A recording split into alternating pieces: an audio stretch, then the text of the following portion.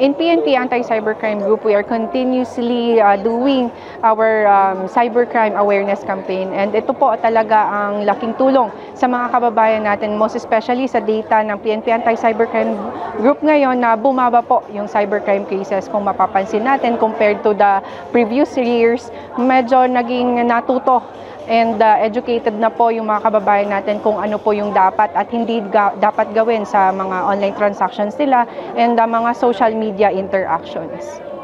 Katulad po dito sa I Am Secure 2025, yung collaboration between the agencies, most especially kami po sa PNP Anti-Cybercrime Group and ang buong PNP po ay laging nag-work closely doon sa mga agencies, not only in the government but also in the private and public sectors, maka-local man po, and our foreign counterparts po. Nag-collaborate po tayo sa kanila with regard to the investigation and also po sa pag-expedite ng pagkuha natin or pag-investigate natin ng cybercrime cases. And as to the public naman po, continuous lang natin yung pagbigay natin ng awareness, kasama po natin yung iba't ibang agencies para makapagbigay po tayo ng edukasyon sa mga kababayan po natin.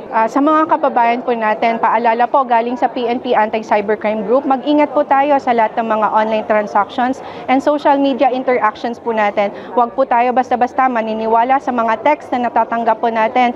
Always remember, think before we click. And also po, kung kayo man po ay nabiktima ng cybercrime, huwag po kayo magdalawang isip na lumapit sa PNP Anti-Cybercrime Group. Bukas po kami 24/7 para tulungan kayo.